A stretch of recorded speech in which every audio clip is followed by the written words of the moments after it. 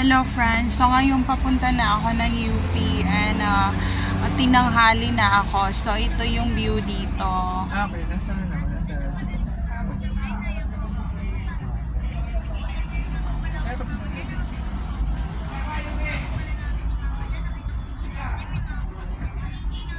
So ayan, medyo nagme-meltdown yung aking foundation kasi naglagay ako ng foundation with a moisturizing and a little bit of highlights, and I contour my nose also, and I'm wearing the brown eyebrow right now with a kind of pink orangey lipstick.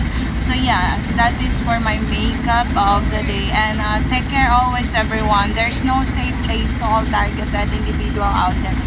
Mag-ingat kayong lahat, and sana okay kayo sa mga araw na to.